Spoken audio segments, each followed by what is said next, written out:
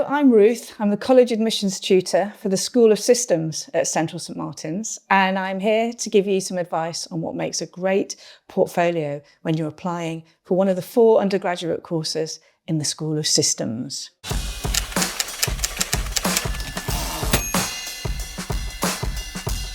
Right, let's go.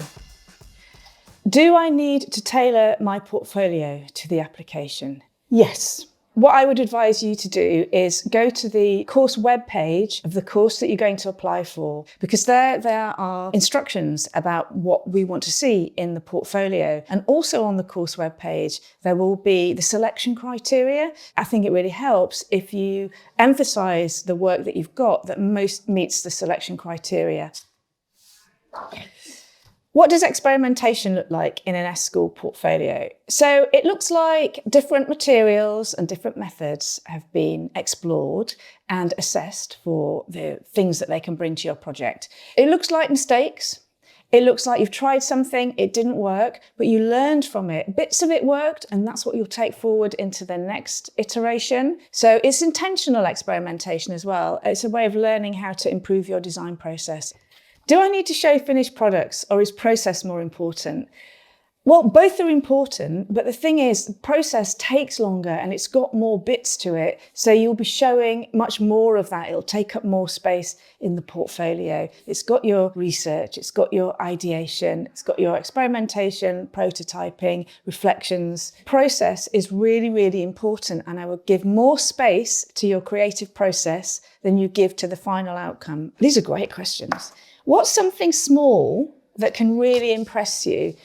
This is quite a small thing, but I remember seeing a portfolio where the student had taken the time to put small headings at the top of each portfolio page that related to our selection criteria. And that's a really hard thing to do, actually, just to also think about how your portfolio is going to land.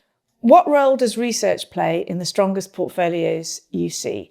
Research shows that your creative decisions are based on evidence, as well as that undefinable X factor of your own creativity. It shows us how far you're willing to discover new information as part of your design process. And so the research makes your creative practice a way of generating knowledge, not just a way of generating a beautiful final outcome.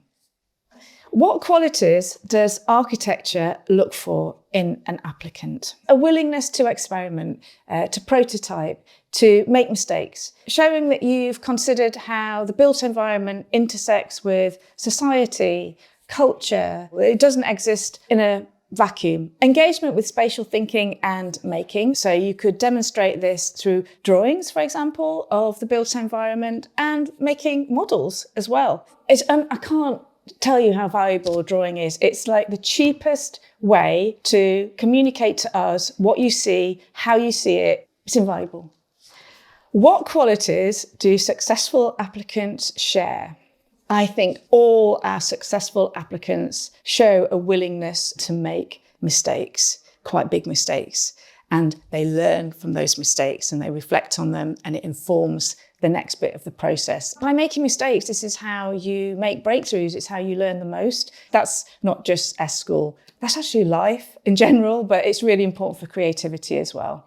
What's one word you'd use to describe a strong ceramic design portfolio? Inquisitive. We like to see an inquisitive portfolio made by somebody who obviously loves to find things out. They're curious, whatever they approach, whether it's the material or the idea or the methods. What makes a graphic communication design portfolio stand out?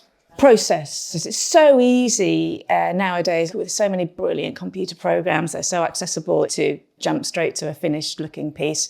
But we need to see your research, your concepts, your experimentation, and experimentation with a wide range of methods and materials. A point of view is really important. It's important with all subjects, but particularly with communication design. Communication can be more effective if it also comes with a perspective that's unique to you. That'll help make the work more original. What makes a successful product and industrial design portfolio? Well, 3D is really important. Show us that you have thought in 3D, you've made in 3D. The thinking can be shown through drawing. That's a typical way. Drawing by hand is still highly valued. And model making, we still absolutely love to see. But if you also happen to have the technical skills to model things in a digital program, that's great too. Ideas, experimentation, prototyping, prototype 1, 2, and then with the final outcome, it'll be nice to have a small, short annotation about how successful that was and what you might do next time to make it even better. If an applicant was rebuilding their portfolio from scratch tomorrow, where would you tell them to begin? Plan out each page. Just sketch it out. Make sure that you are giving enough space for process and that it's just not all final outcomes. Think of the sequencing of the portfolio. It doesn't have to be in chronological order. Have a quick look back on the webpage. What are we really looking for? What's our selection criteria? If there's a project that really hits those selection criteria you're really confident about, put that one first. And you don't have to show everything. Some people will put in lots of work from GCSEs, for example.